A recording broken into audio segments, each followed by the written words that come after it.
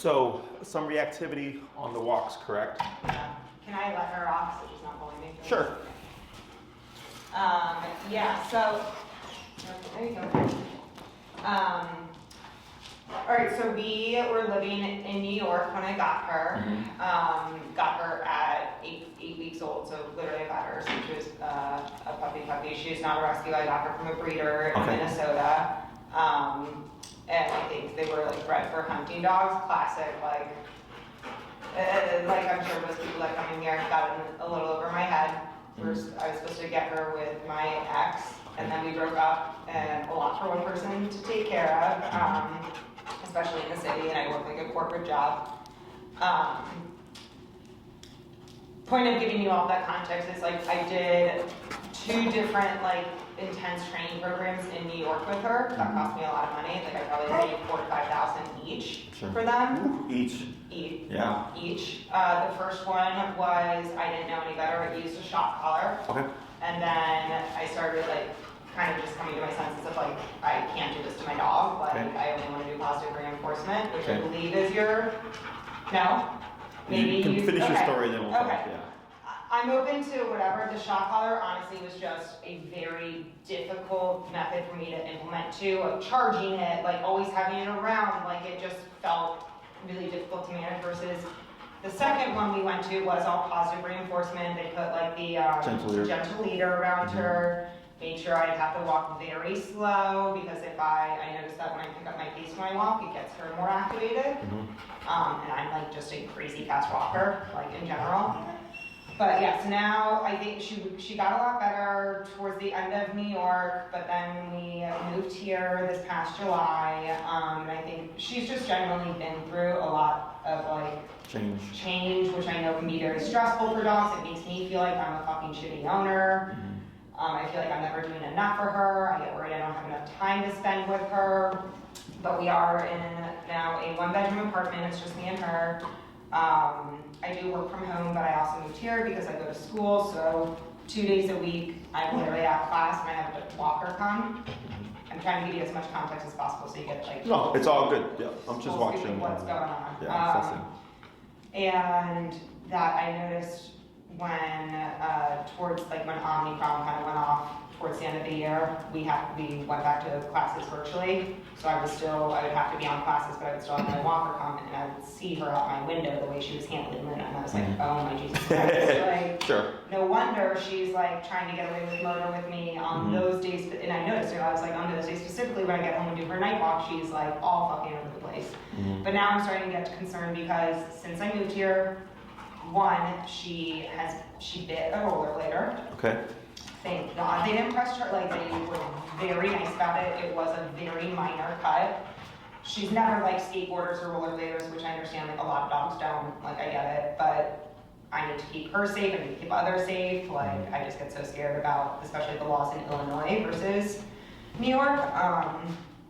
And then with other dogs, she started to get like kind of aggressive on walks where she's like freaking out, and now it's not even like if they're approaching us, it's if she sees them across the street, and it's making me basically be in tears by the time we get home from walks. And I'm like, I want this to be a pleasurable experience for us both. And like now I'm like, I can feel myself getting stressed and activated when I'm about to go walk her, and I'm like, dogs aren't, far better than I, but what I hear is like dogs can pick up on your anxiety, so I'm like, am I now just like projecting my anxiety onto her? Like it's just a terrible cycle. And then we've never had a problem off leash. It's always like on leash reactivity. I know I'm bad. I let her sleep in the bed with me. We were at the park the other day, and again, not once, like in all 4 years, have there's ever been any problems at the park. Because all that she cares about is the ball. If I have the ball, literally she's only paying attention to me. She's like the most focused, disciplined.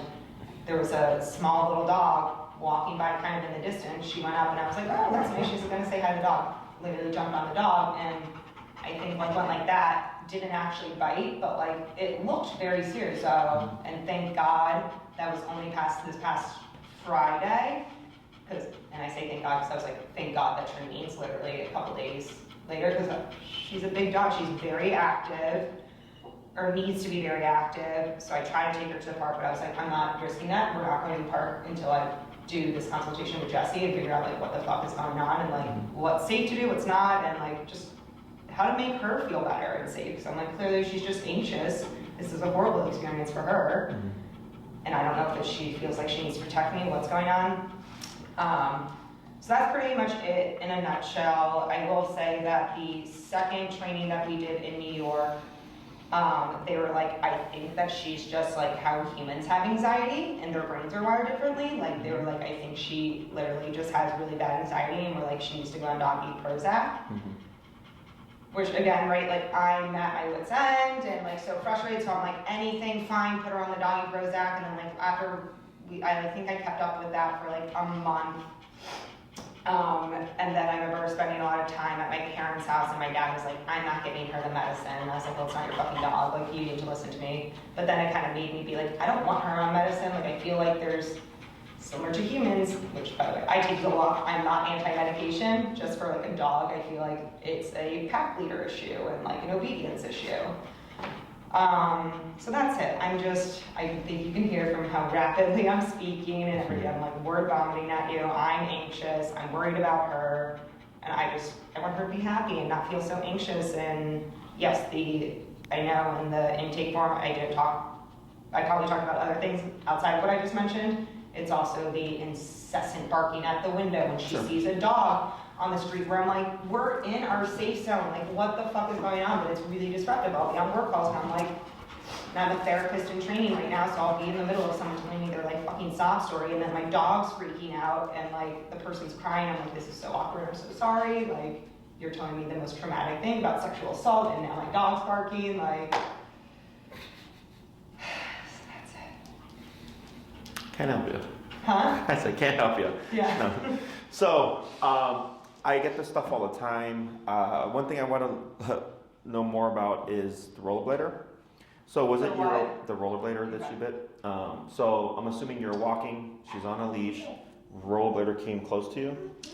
Yeah, it was so weird. So we had pulled off to we were on Lakeshore Drive, this was back in the summer, like August or September. We pulled off to the side, the rollerblader like came by and like, she like was wagging her tail and like went up to him to like, look like give him a so he kiss. came to a stop? Yes, so he came to a stop and then she approached him and it looked like, she was wagging her tail and then all of a sudden, like I thought she was like licking his knee and he was like, I think she just bit me. Oh, I see. Sure. So I'm like, I was like, Was that he was talking? so weird. She didn't bark, she didn't anything, but I like saw it. I was like, oh my God, yeah, there's a cut right there. Was he talking to her in like a high pitched voice? Or was he just completely neutral? No, he was completely silent. Okay. Did he approach you or did she approach, or so was it like you were stopped and he approached you? We pulled off, like he was rollerblading here, the grass is here. We had pulled off to the side. I was like this. And then I think he was still, I don't think he had fully stopped, so I think that was a lie, but again, okay, so he's coming, slowing down. Slowing down. She's over here, she's like, what's that? Goes up. That's what happened. Okay. From what and again, right, this was a while ago. No, for That's sure. what I can remember. Yep. And then do you remember? Skateboarder, she like just goes absolutely psycho when she hears the skateboarder going by. I like automatically know we're pulling to the side. She's gonna be freaking out until they pass. Your first trainer, do you remember what collar they used? What brand? Of the shock collar? Was it like a yellow circle remote? Was it? It was a orange remote. Orange? Yeah. Circle? Yeah, circular orange with like a black antenna and there was 2 buttons. Okay. You could change like the voltage or whatever. Was it off-leash canine? Yes. Oh. Because that, okay. Yeah. Cool. So, a lot of information, a lot of good information. So, we use e-collar here. Okay, it's actually the only way that I train. So, but I'm gonna explain everything to you. Okay. So, the word shock for one is incorrect. Are you familiar with what the technology is? Have you ever been to a chiropractor or physical therapist? Have you ever had STIM? No. The machine that moves the muscles? Yes. That's an e-collar.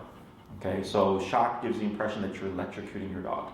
like a current is running through. That's incorrect. It's literally just a centralized, it's electric but not electricity is how I describe it. Mm-hmm. It's a miniaturized TENS unit, which is what they use at the chiropractic and physical therapist offices. Okay. So I have a client right now who is a physical therapist. And she's like, yeah, she's like, I don't know what this is. And I was like, it's a miniaturized TENS unit. And she's like, oh, I'm a physical therapist. She's like, I do this to people all the time. I go, yeah, and it's the same thing for the dog. Okay.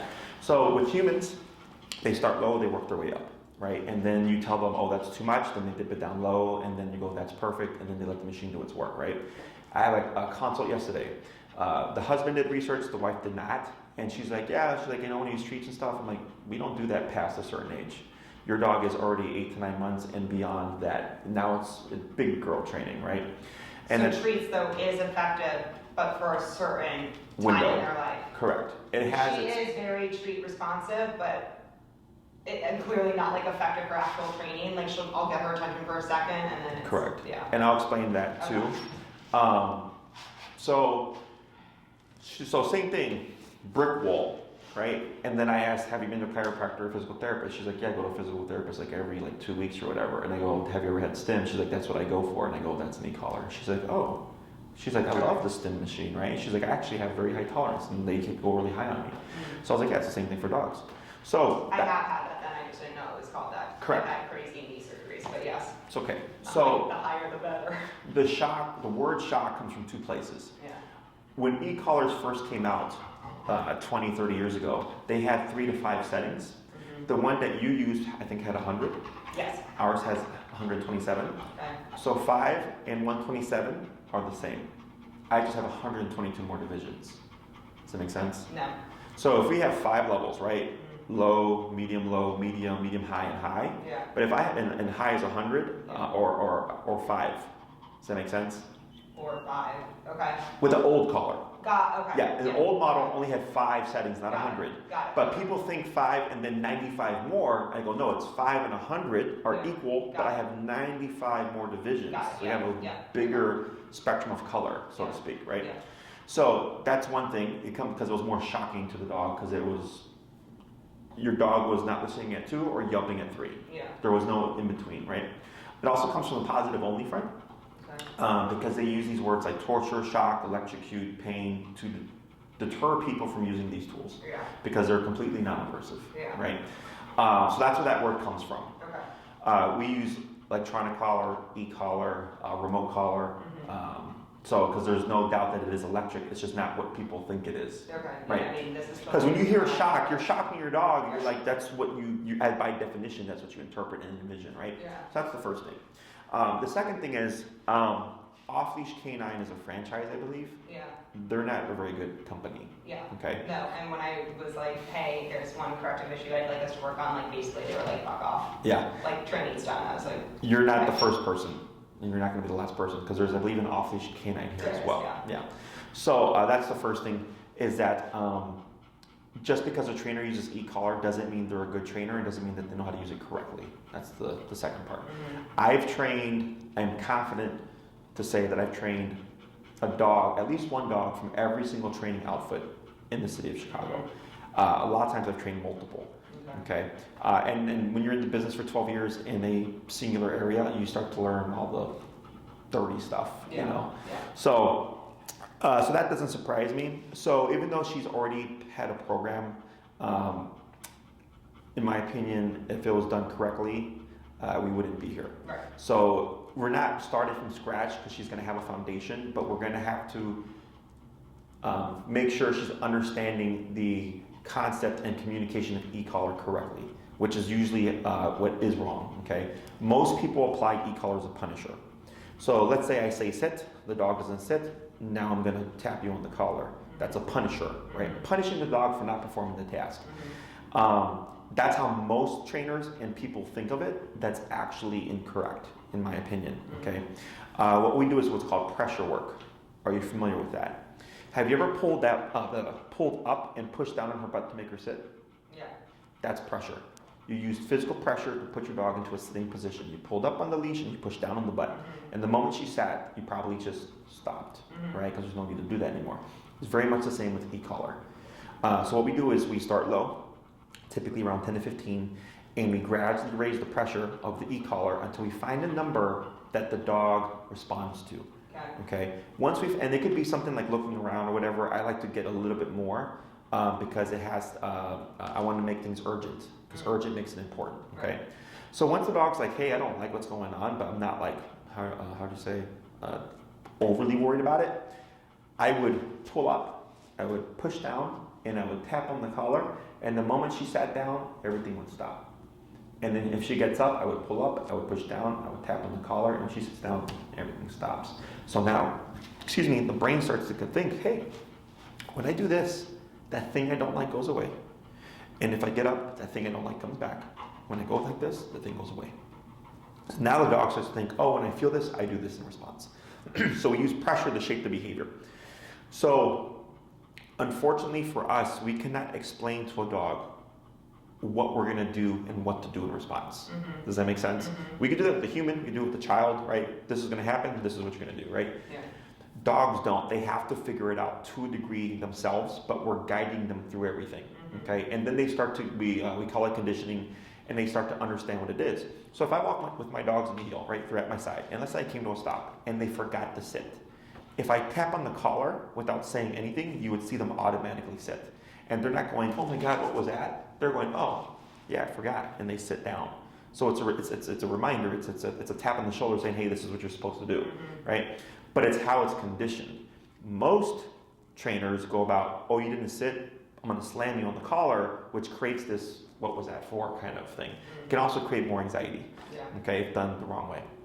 So also, unfortunately, people pay for these boarding trains, and they don't come with a ton of follow-up. Right? Like I had a gentleman who did a 4-week, he was in Tinley Park, which is like an hour south of here. And they came once, had a 30-minute session with him. His dog wasn't doing anything. So they had another session, but get this, they took his dog, walked his dog, left the owner at home, came back 30 minutes later and said, your dog knows everything, and left. And he paid him like $200 for that extra additional half an hour follow-up. And then he paid me to do in person with him, and lo and behold, his dog was trained, right?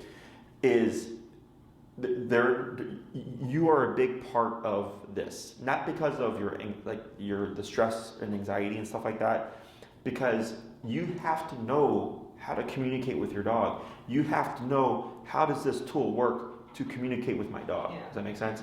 And that's where I feel really guilty, because I feel like I probably just haven't been keeping the training up like I should, but whatever, it's like we're here now. Yeah. Well, the other thing is, and this is because you're not the first person, okay, is that had they, in my opinion, taught you correctly, done everything correctly, you wouldn't have even had the second boarding train, and we wouldn't be here now, because you would have seen, oh, this works, this is effective. But how, like, my thing is like, how long do I have, is this a lifelong thing? Yes and no, okay?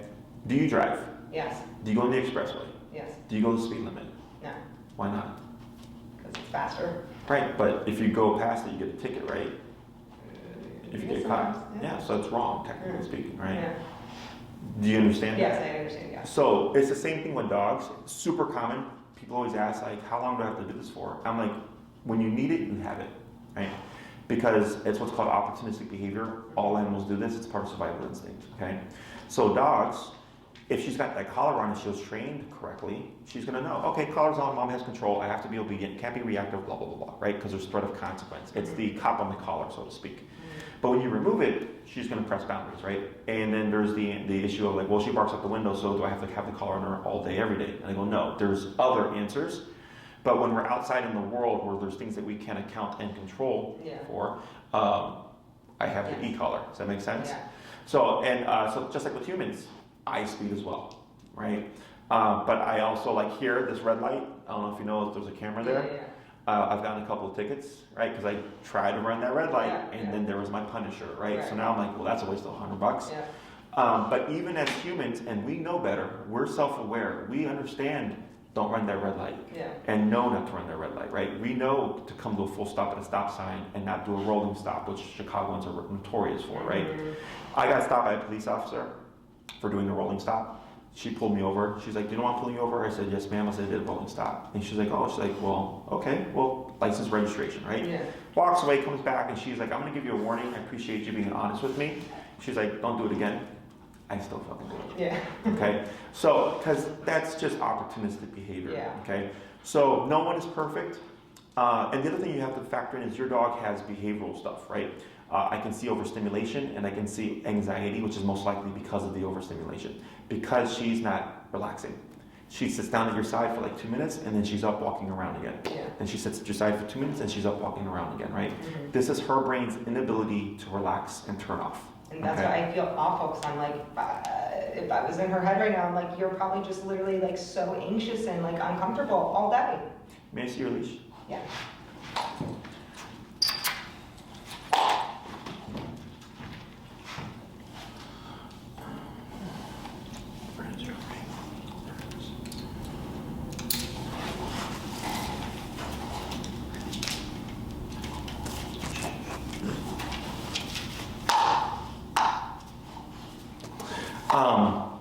So, is this making sense so far? Yes. Okay. So, when it comes to the e-collar and the application of the e-collar, it's nothing good or bad, it's just the way it is. Okay? So, when the e-collar is done correctly, your issues of skateboarder and rollerblade reactivity, any reactivity that you may get on the leash, right? And the reason why you have on-leash reactivity, not off-leash, is because on-leash, so we have 4 responses to stress. The first 2 are always fight or flight, okay? Then you have avoidance and submission. So fight and flight are the primaries, and she's on a leash. Which one is removed? The flight. Right, so that leaves fight. Yeah. So that's why you have on-leash reactivity, because there's no option to run. Got it. Off-leash, option to run. So Right. that's why a lot of dogs are on-leash reactive, off-leash fine. Got it. Okay? The dog that showed up to you, you said you were playing ball. Yeah. Okay, probably a couple of things is you have a drivey dog, overstimulation, anxiety. You're playing ball, Yeah. right? So she's either really revved up from ball, or when that dog approaches. So what happens is, dog approaches. She's already up here. But the dog wasn't even like near. They were like walking over there, and me and Luna were like over here. What was the distance? Probably from here to the wall. Yeah. And it was a small little dog, so that's why. Yeah. No, all that makes sense to me Yeah. because for you, you're thinking that's like a 12-foot distance, Yeah. right? So for dogs, they typically anything within 20 to 30 feet of you is Like a object for suspicion, potential Okay, threat. Okay. So imagine if there was a fire right there, Mhm. big fire, versus being 30 feet from that fire. Does that make sense? Yeah. So when that happens, if she's really driving and she's in this intense state and this enters, they just go. Or potential resource guarding, it was just a greater distance than I would anticipate. But I'm gonna gamble on she was already in a driving state, she was overstimulated, person entered within 12 feet of you, and she just triggered. Yeah. Okay, to me that makes complete sense. Okay. To the average dog would be like, what the hell? Yeah. But that actually sounds correct. Okay, it's not acceptable, Right. but it's correct. Okay. Okay, so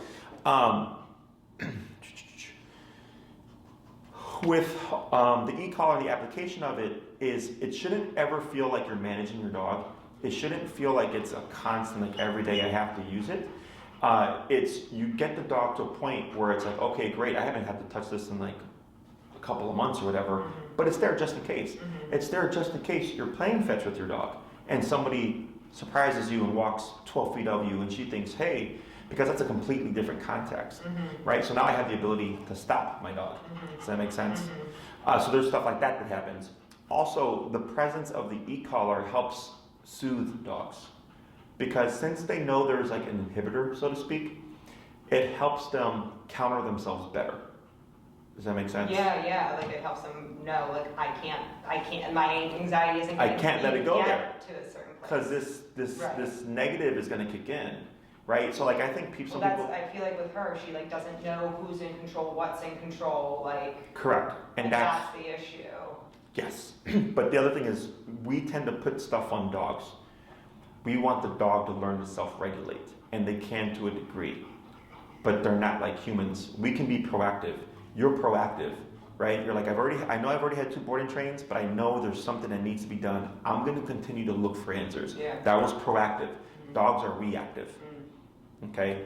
certain prerequisites are met, there's a reaction, right? You're playing fetch with your dog, she was in drive mode, somebody entered in, that prerequisite was met, I'm gonna go after that dog.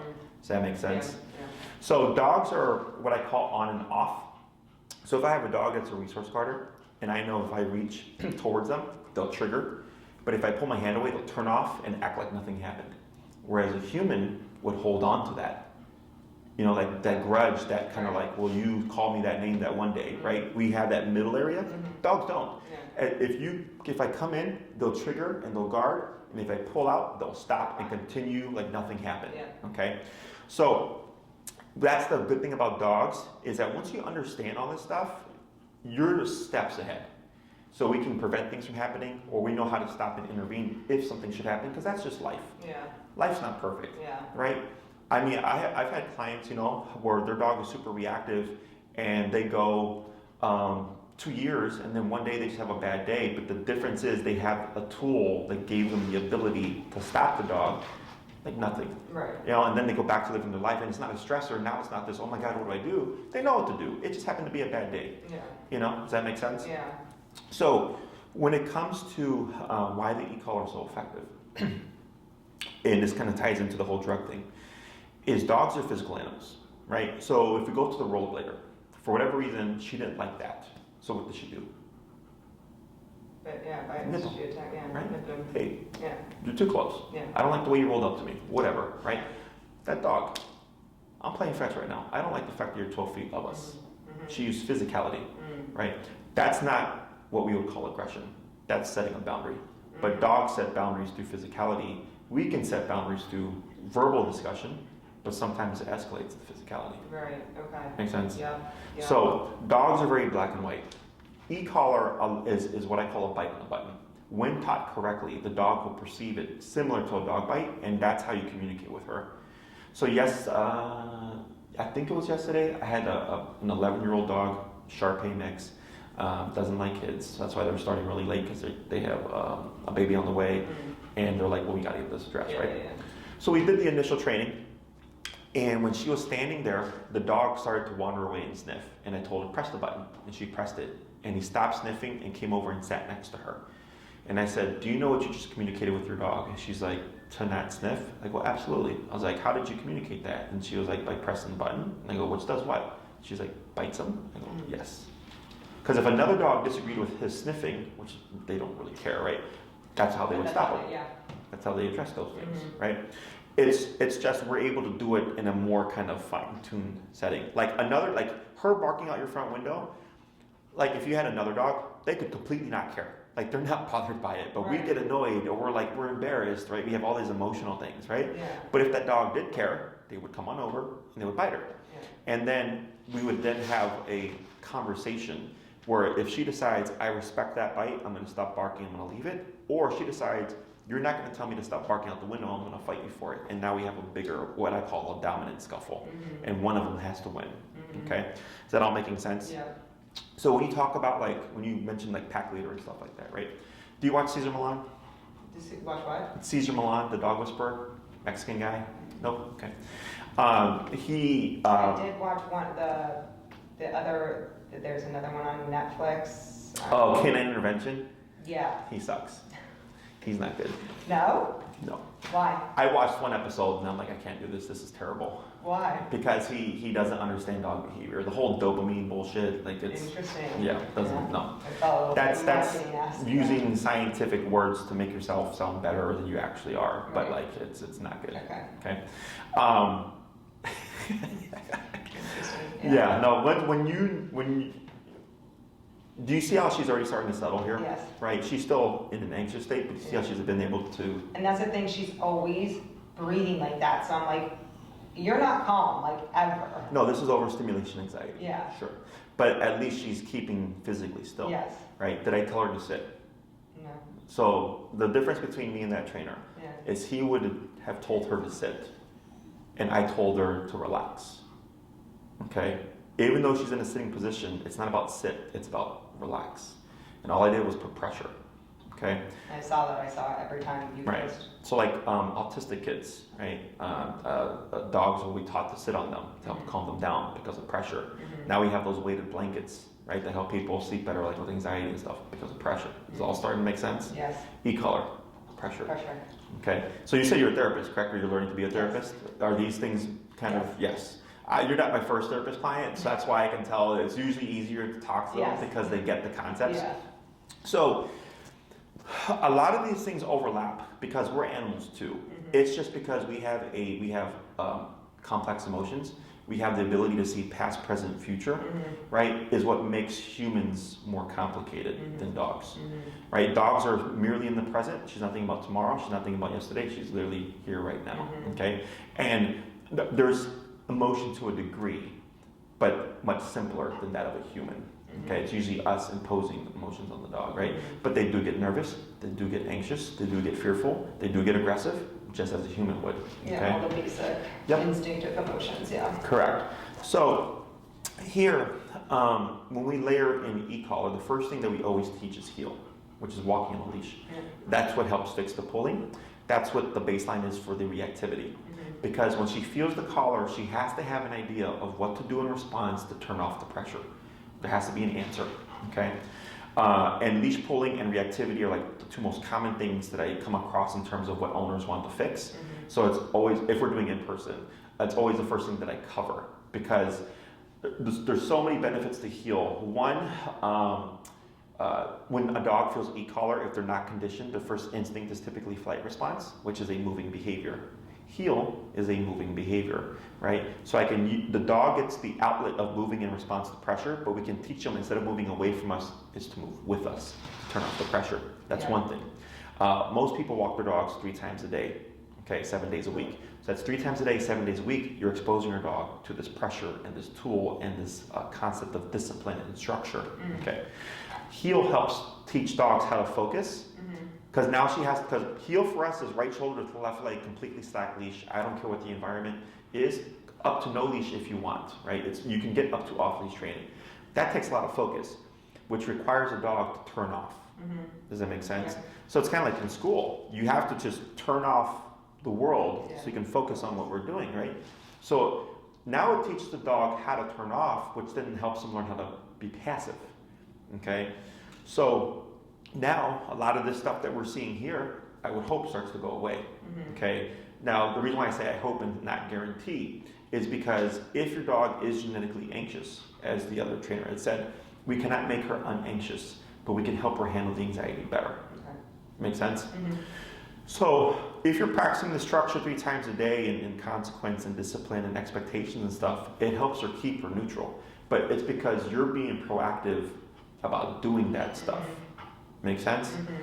So that's why heel is so important. Plus, if we're dealing with reactivity, if the dog flips out and I correct her on the collar, because we have to, like another dog would bite that, right? She has to know what to do in response to turn off the pressure. Okay, so heel is the reference point. Okay, and then we just start to build on that. So the first thing, if we're doing it in person, is always heel. Heel is typically 2 classes. And as we have the first class, you come, and I'll give you your homework. You come back to second class, fill me in. How'd it go? See any rollerbladers this week? See any skateboarders, right? I want to know. And you may say like, hey, Jesse, her reactivity to a skateboarder across the street, nothing. But we did have one pass us, and she was difficult, but I did get her to calm down. I go, progress already. Yeah. We just build on all that, because it's not like you're going to have skateboarders every day, right? Yeah. So we touch on things, I tweak things, we have lesson 2, you come back class 3, how are we doing? Even better. Where are we struggling? You tell me, I give you answers. We tweak a few things, we move on to the next thing, okay? So it's really a play-by-ear approach, because there's no point in going to point B if we're still stuck at point A. Yeah. Okay, so.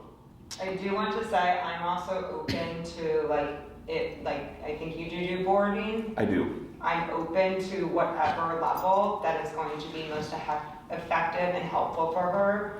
And I know we can't rush this process, but certainly the $10,000 program. It's $10,000. No. It's like JK. So in your case, board and train is an option because this to me is a minor thing.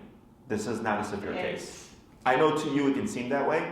Like it's barking all day long outside the window. okay? But you have to follow the instructions and you have to be comfortable with discipline, okay? I have a dog that literally lives just across the street. We did it in home on Saturday. The dog was so aggressive I couldn't even walk in the house. I deal with crazier shit. This, I know for you, and I'm not trying to undermine you like that, but I say that so that you're like, oh shit, I finally found someone who can get it done, right? Yeah. Board and train is an option. The reason why I talk about in person is because you are the greatest tool in this rehabilitation, if you want to dub it that way. Yeah. I'm already settling her down, and all I did was do a couple of things here, right? Because I've done this for 12 years. I already know what the problem is, right? The issue is I have to educate you so that you, because remember, we can't make her anxious, right? But we can help her handle it better, and I can help you learn how to handle and live with an anxious dog. Yeah. That's how all this stuff works, okay? So the pros and cons. You don't think that she needs to be met? I know you like just met her, but like medication, no. Dogs don't give each other meds. Yeah, true. They don't give each other treats either. Yeah. Right? Yeah. I'm not saying that they don't have their place, but more often than not, it's because people don't give their dogs consequence that they understand. Because we're taught that shock collars and correcting your dog is abusive, it's inhumane. My dad has been saying this. He's like, it's not abusing your dog, Kindle. It's literally teaching them what consequences are if they do something. Because I always would be like, oh, prong collars are bad too, because like we have a lab at home, and he's like, they're not. It's literally a way to communicate. No. A prong collar was designed to mimic a dog bite. Right. Right? Yeah. So this here is a dog bite. Okay, you see that? That was 10 stitches. Okay, it doesn't look as bad as it was because it's healed up. It's been like 2 years. The dog didn't want to go in the kennel. That's all it was. A very mundane thing, very harsh consequence. Does that make sense? Mm-hmm. But that's dog logic, not human logic, right? So I come in thinking like a dog, which is why I'm a very effective trainer. Okay, and this dog still comes. He actually just boarded this weekend. He's not an aggressive dog. He just had never been put in a kennel before, and he panicked and he bit me to stop me from doing that. Yeah, you know. And I remember when because it literally happened. It was he was going to start a 4-week board and train. Within 4 hours of being here, this happened. I called the owners. They were scared I was going to sue them. I said, I'm not going to sue you. I'm like, it's this assumption of risk with my career and my job. And they're like, oh my God, our dog, is he aggressive? I said, no, fear response. He didn't want to hurt me. He did it to protect himself. Right. You know, it just happened to be a good bite. But the medical bill will come to you. Yeah. Well, that's where insurance kicks in. Yeah. Only paid $200. Oh, wow. Yeah. So, and he was a great Dane. And every time I tell people that, they're like, but they're gentle giants. I'm like, as long as they have a mouth and teeth, they can bite. Yeah. Dogs, who, no matter who they are, little chihuahua, the biggest rowdy or whatever. My cousin's Frenchie's the biggest bitch and bites. And I'm like, yeah, I can punt you, but like, your teeth are sharp. Like when you bite me, it's not a joke. Yes. And in my book, that's okay, because a dog will do more harm to you than you would to them. Plus, you have the natural inhibition of like, well, I really don't want to hurt you. Yeah. Right? So that's a topic for another day. But yes, all these tools are healthy, and it's just a matter of how do you apply them. Mm-hmm. Okay. And is this dog clicking, right? So when it comes to in-person or board and train, the pros and cons are board and train, we get things done faster. Because think of 3 weeks of your time as 1 week of our time, okay? But the issue is everything is tied to us. We have to transfer it to you. Yeah. Now the difference with us is you get plenty of follow-up with your programs. All this is public on our site, so if you go to our board, you'll see all the follow-ups. We also, as I said, record everything now, right? So I'm all about educating people because it's the lack of education of why there's such a big problem. One of my trainers will record the first session that they do for everything that they teach your dog. From heel to stay to sit to come to place, all that stuff, right? So let's say it's not you. Like if I look with you, it's a different trainer. If you do board and train, I don't do board and trains anymore. Okay. I have other trainers that do that because I have 30 to 40 private clients. Got it. So So my whole thing is in person. Yeah. Okay. But my trainers are solid, and this case is more than they're more than qualified for. Yeah. So the reason why we do that is like, let's say she had never had e-collar training, and you had a very flighty dog. You would see her become flighty because e-collar is a stressor, right? But you would then see the trainer work through and explain everything that's happening, right? So even though you see your dog go under stress and all that stuff, you see the progress. and then everything's being explained so you understand how this all works. So it's not like you drop your dog off one way and you pick them up and it's like, here's your finished product, right? She's not a machine that we can just replace a part and everything's good to go. She's a living, breathing creature that has a will of her own, right? So we want to make sure we explain all that stuff. So the first video is always the longest because we're teaching everything kind of up front. Usually about an hour and a half. Okay. If for every week that we have your dog, if you did a board and train, you get a video. So if you did a 2-week board and train, the first one's the longest, the second one is shorter, but you see her progress and you see the next step in training. Okay? So essentially the length of time is more so is geared towards how well trained do you want your dog to be obedience-wise. Okay? Because behaviorally, this is a over time thing, right? We would make great progress very quickly, but it still comes down to you reinforcing and following through to make sure you keep that progress. Okay? So pros of a board and train, we get it done faster. Con of a board and train, it's tied to us. We have to transfer it to you. So that's where follow-up classes come into play.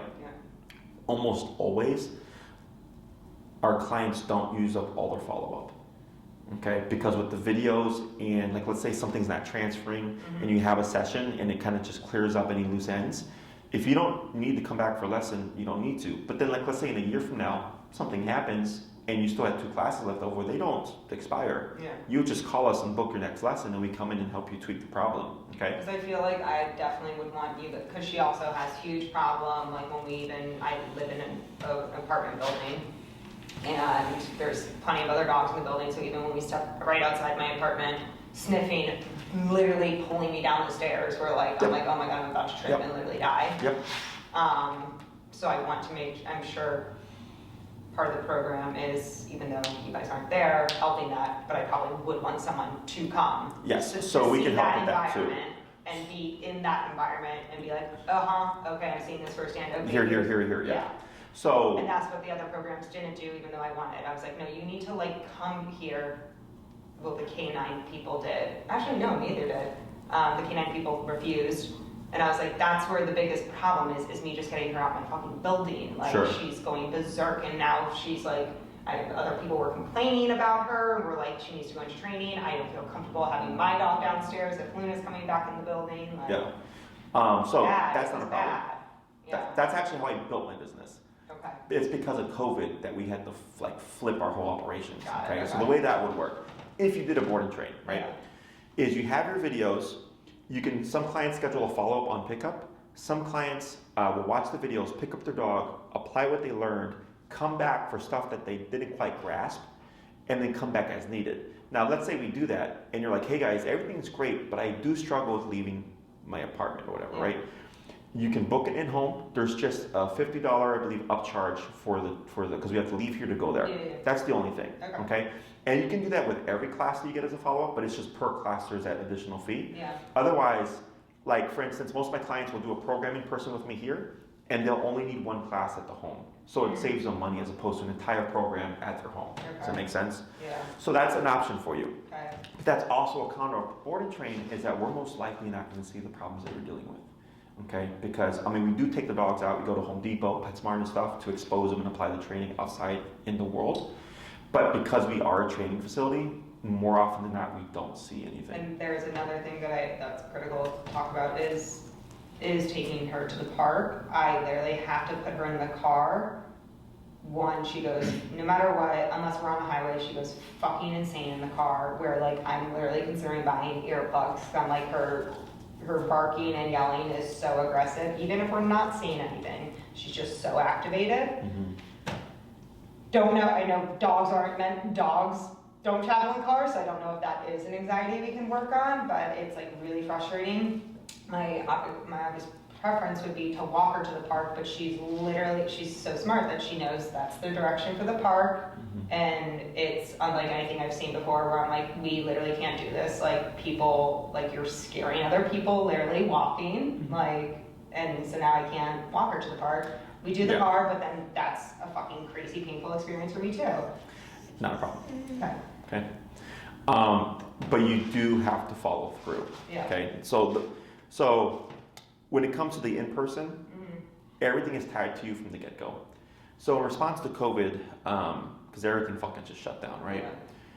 I knew I could train dogs without having to touch the dog because I could coach the owner, but nobody believed me. And then I got my first case, who's actually now like lives down the block from me. Her dog dislocated her husband's shoulder 3 times and sent him to the ER 2 times in 2 years. Okay, he's a friendly dog. He's a big dog and he pulls like crazy. Okay, so they were desperate. So they were my first post-COVID whatever client because they were the same way. But they're like, you know what, we got to try something, right? I got it done in the class.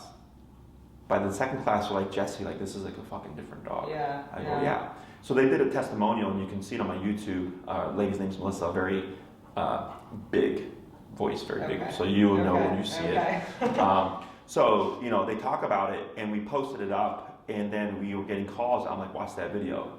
And then they started to come in. So that's why we started recording things, because it was my proof of, I don't need to fucking touch your dog. Like, as long as you pay attention and you follow the rules and the training, it's going to happen, right? So now we don't even need to handle the dogs, and we get the same level of results. But people love it because it's all them.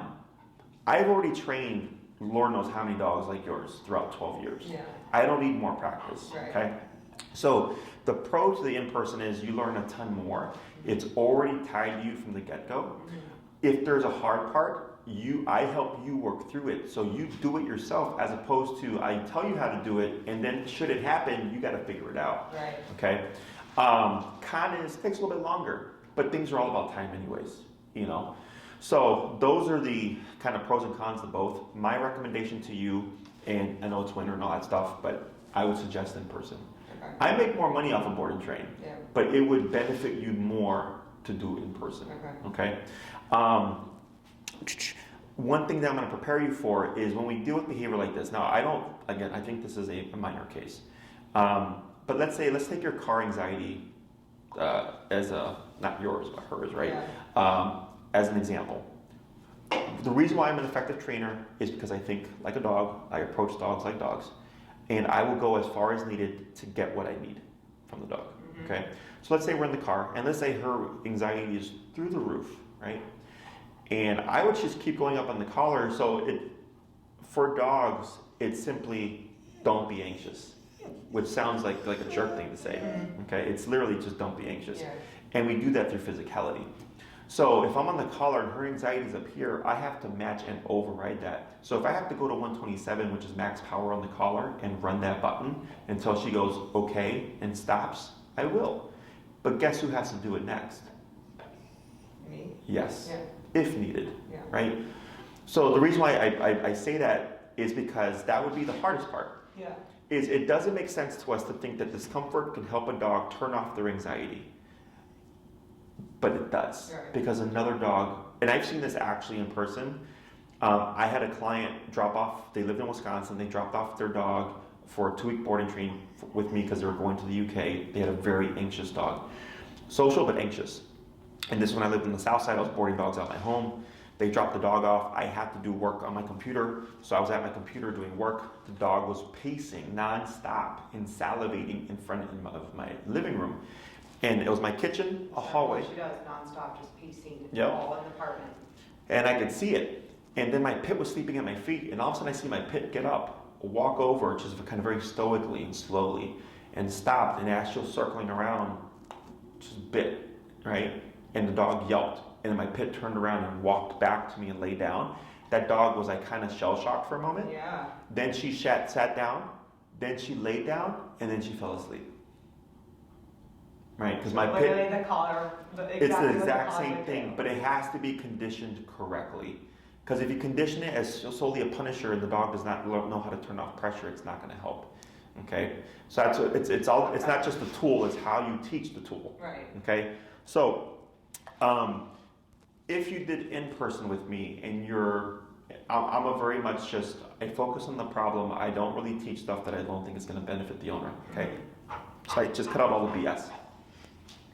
Heal has to happen. It's typically 2 classes. Okay. Third class, I'd most likely cover correcting behaviors in the home and stuff, reactivity and all that, which I'll give you another tool that's not dependent on the e-collar. Because obviously if the e-collar's on, she's going to learn to behave herself, but as soon as you remove it, she's going to walk out the window, right? So we have another answer for that. Fourth class would be stationary work, which is sit still and don't move, Yeah. right? And it's something that you can practice in the home. It's something that will allow you to take her to a restaurant, should you want to take her to a restaurant, like have a brunch or whatever. Sure. Classes 5 and 6, I would most likely cover recall, which is common cold. Mm-hmm. It can also be seen as a variable, like, are you still struggling with reactivity or blah, blah, blah, blah. So I think at bare minimum, I can get this done in 6 classes, okay? We do 3, 6, 9, and 12-week programs. You're at minimum 6. 9 and 12 is simply how far do you want to take your dog. Mm-hmm. So if we remove the behavior, 3 weeks is, or 3 classes is I want to just walk my dog. So that's typically for leash walking and reactivity, okay? 6 weeks is, or 6 classes is walk my dog, go to the park, so heel and recall. 9 weeks is walk my dog, go to the park, go to a restaurant, so stationary control. 12-week is I do everything with my dog. I go to the dog beach, I go to the park, I go to the friends' houses, I go to restaurants, like she's gonna be off leash, she's gonna be with me all the time. So that's 12 classes, and that's all commands, and there's 6 commands: sit, stay down, come, place, heel, built to an off-leash level, okay? If we do a longer program, it gives you more of a window to cover stuff. I don't think it's gonna be a problem. So if you wanted to have more just in case, 9 is a nice middle ground, okay? But if you're like, no, I want the best I can get, then 12 is not just the behavioral stuff, but then all the And obedience that's that once there a is. week we meet. Correct. Okay. Now, for the longer programs, either 9 to 12, depending on the dog, so like right now I have a client who's having their 9th class today out of a 12-week program, Yeah. and I told them, we're gonna have today, and then I'm not gonna see you for a bit. You come back, because they're building to off-leash, and that takes time. Yeah. So I was like, you might come back in a month, you might come back in 2 months, but you come back when you're ready, okay? Because if you keep scheduling week to week, by the end of the program, we're not gonna be there because it takes time. Right. So if I have a client who's wanting more obedience or control, at a certain point in the program, I stop it and I say, come back when you're ready for the next one. And then it's play it by ear, okay? So what about, sorry to interrupt you, but so on Wednesdays and Thursdays is when I have class, and I'm gone 8:30 to 3:30. Mhm. So I walk her at 7:30, and then I normally have this walker, which I'm thinking about just discontinuing because like I know she would not even probably listen. It's Sure. Unfortunately a reputable How it dog happens. service, and I addressed it with them. Their response basically was like, yeah, we'll like try to make the tweaks that you've like requested, but just a reminder, like we are not like Yeah. certified dog trainers or walkers. And I was like, just fuck this. Is it bad if, as an alternative, I bring her to doggy daycare? It's not bad. It's just, I mean, it depends. Like, I guess what I'm trying to ask you is what do I do on those 2 days where like somebody else needs to You walk make her? the damn time. Me? Jokes. I was like, oh my god, I'm literally like gone. So I one can't, thing that you so- can do is you can't send her to daycare, right? Dogs learn by association. So she can learn at daycare, I'm an animal, right? Mhm. I'm playing and all that stuff. And when I'm with mom, it's rules, right? And it won't impact you, Yeah. okay?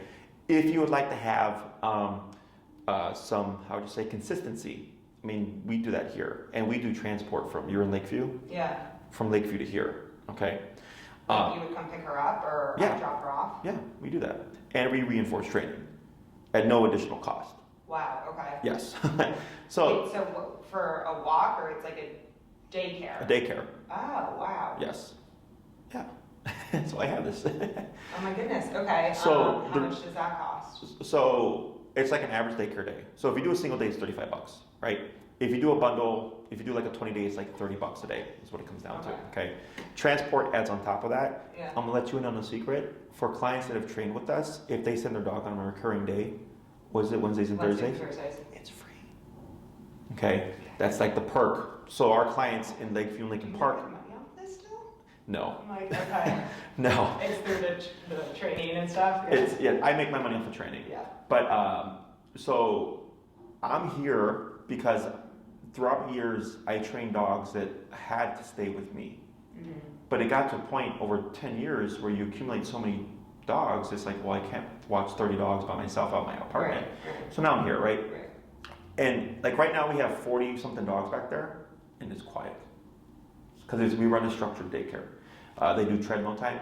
They do duration work, which is stay put and they'll move for a bit while clients are training on the floor. Dogs are in play. There's puppies playing. There's dogs on the treadmill. There's a lot of things going on. Stimuli, but you have to be calm. So we have treadmill time, play time, I'm telling you right now, I'm already doing that. duration with work. Like 100%. And all you need to do is send her with the collar.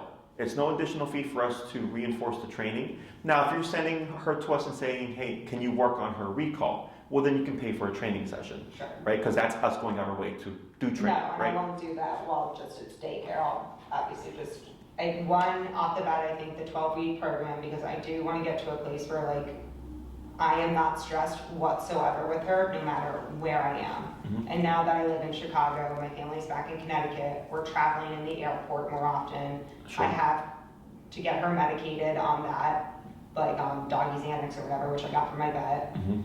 But even with that, I still get so fucking nervous that something's gonna happen. Sure. I can, So point being, like, I just want it to be literally doesn't matter the area, the situation, that I have the tools, and like I have the education to make sure that she's safe and comfortable, and therefore everyone else is safe and comfortable. so one thing I can tell you, I can't guarantee you anything. Now, because I'm very confident in this. The reason why I say I can't guarantee is because obviously you're a big factor in this, right? But my girlfriend's dog, who I also trained, she got her served like ESA or whatever, so she can fly in the plane and stuff. Yeah, she's technically a service dog, Yeah. which is, unlike the government, just you pay them money and they're like, yep, sure. Is she's able to fly with her dog. Yeah. Because I was able to get her, and her dog was not a dog that would fly. Okay? Same, I literally, she's labeled as a service dog, so she's allowed on flights, but I'm like, if she wasn't medicated, there's no fucking way she'd be allowed on this flight. Correct. So there's more to that, and I can help you with that as well. So in terms of service dog, obviously, as you said, it's not really regulated. Yeah. But I can get you obedience-wise, control-wise with behavior and stuff, potentially to the point where you won't have to give her Xanax. Okay? I can't guarantee that. Obviously, it would help you a lot because not only would you have control in all the stuff that you've done. She's literally subdued. Yes. I'm well aware of how that stuff works. Yeah. So, but yes, I've done that plenty of times. Shouldn't be a problem. Because if we can get her to ride in the car, Yeah. going on the airplane is easier. Yeah. Or becomes easier. Oh my God, the car is so bad, Jesse. It literally makes me want to cry every time I'm in it with her. Any other questions? So when it comes to booking and stuff, you can handle that through Maria. Okay. If you want to kind of expedite things, you can send her an email saying, Maria, I'm good to go. Send me the contract. I want to do X amount of classes. Yeah. And then here's my availability. Okay? Because that's what she would ask you for. She'd turn around and say, like, what's your schedule? What would you like to do? Blah, blah, blah, right? Yeah. So if you just email with that, you skip a step there. Yeah. Please allow her 5 to 7 business days because she's handling a lot of clients. Okay? So, and you're like in line. So think of it as you booked to get in line for the consults. Yeah. You're going to leave, but there's been other people in the process and they're booking. So then you're like back in queue again. Once you're on the calendar, you're good to go. Okay. You don't got to worry about Like that. how long is that? She'll take potentially a week to get back to me, but then how long is the wait to get? It depends on your availability.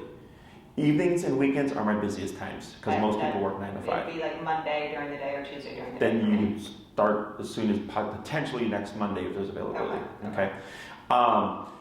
Good thing is you're starting now because there's a little bit of a lull here, but once spring and summer kicks in, it's like fucking crazy. Yeah, sure. Okay. So, and Maria's actually pretty quick. I'm just telling you that just in case. Okay. And what about can I not start daycare until? No, you can start as soon as possible. Like, could I start daycare this Wednesday? Yeah. You would just have to get her registered, send us her vaccinations. We need a recent fecal from the past 3 months. Okay. You guys need that, or I just dropped one off to my vet like 2 weeks ago. Would that work? Yes. Okay. You just send us the clear on that. Yeah. And then we can send you that information as well. Okay. So I'll let my my girlfriend know because she handles all that stuff. Okay. She'll get you. Girlfriend Maria? No, that's my aunt. Okay.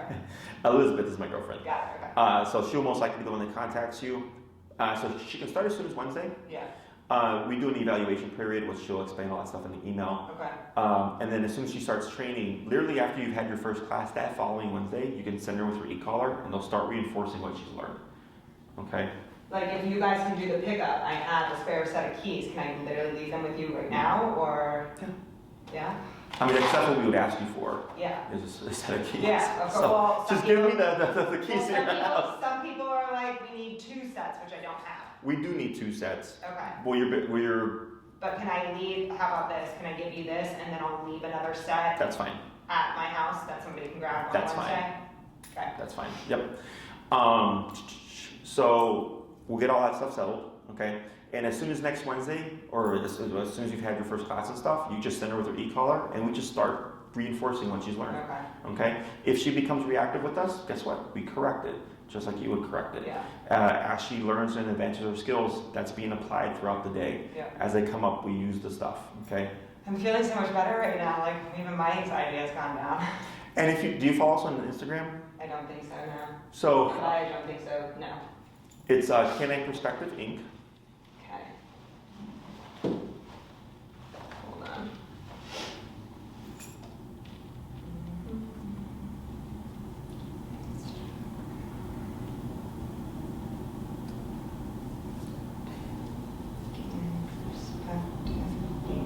Yeah. Yep.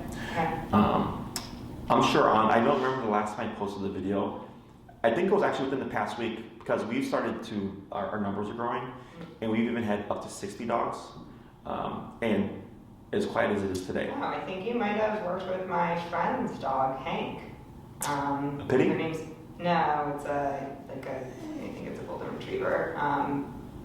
NK, Crafty, or Raffinello is her last name. Oh, we did puppy stuff. Oh. I don't think they did advanced stuff. Okay. I think they did inquire about it, but I don't think they followed through with it. Okay, got it, yeah. But yeah, if you go through my feed, you'll see one with me like walking around, and there's dogs on the treadmill and doing stationary work, and I'm just talking about the day, and I'm like, we have 47 dogs, and it's completely quiet here. Wow. So I don't Okay. run a loud kennel. Yep. I run a structured kennel. See it right here. Yep. Yep. Okay. Cool. And it's no extra charge. I love a trained dog because we can have this. Right. And we get dogs that we've not trained, but we still do some level of structure Yeah. that we're able to run a quiet kennel. Okay? Yep. So, so just email Maria, tell her what you like, how long, what you need, and your availability. She'll turn around as quickly as she can to get you in. I'll even send her an email and say like, hey, she'd like to start as soon as possible. Yeah. I'll talk to Elizabeth. She'll shoot you an email. If you don't get, sometimes it goes to spam. So if you don't get anything, you can ask Maria and she can send you the link. Okay. Or if you actually go to my website, you'll see Logan Square facility, and then you'll see registration. Okay. And you click on that, and you can just start filling out stuff. Because that's what they would send you. They would send you to the link. That's fine. Yeah. And then if anything else pops up, you're more than welcome to reach out, let us know. Thank you. I've seen this so many times. Yeah. I mean, like, and she's even stopped the panting. Well, she just opened it now, Yeah, so Leon. Yeah, sweetie. Because just that little pressure of what I was doing, of telling her to relax, but it took time because she was so used to this. Yeah. So this is very promising because I didn't do much. Right. It's interesting though, she's like this, like when I take her back to my parents' house in Connecticut, she's like this, but I think because like they It's have, the they have setting. a home, it's not a stimulating setting. Yeah, it's super common because when you go to Lakeview, right, you're kind of desensitized to the hustle and bustle Yeah. because we know what it is. Yeah. And dogs are very sensitive. That's energy. All that noise and sound, Yeah, like with that smells train that just came by, it's energy, right? And that's what causes a lot of these issues. So like when I get clients that come from the suburbs into busy like South Loop, Lakeview, Chicago, Yeah. they'll notice a flip, a 180. I'm like, yeah, it's because your dog's under stress because of the environment. Mm-hmm. My dogs are from quiet down South Texas. And when I moved here to Chicago with them, my pit didn't poop for like 3 to 4 days because she was so anxious about the environment. Because she went from literally like small town, like everybody knows everybody, Texas, to like South Loop, Chicago. Yeah. And now she's completely fine, right? Yeah. So nothing out the ordinary. Very confident that this is going to be Manageable an easy and Yeah. successful case. Okay. I think the hardest parts are just going to be getting comfortable with having to escalate on the collar as needed. But I think because you'll be seeing the process and progress real time, Yeah. you'll be fine. Yeah. Okay. Okay? Thank Anything you else? so much. Now. That's like I'm a therapist too. Yeah, literally. I'm like, oh my god, dog therapist. Well, don't they call you the dog whisperer or something? Some do. Yeah. I tell people it's a lot of yelling. All right, so can I literally give these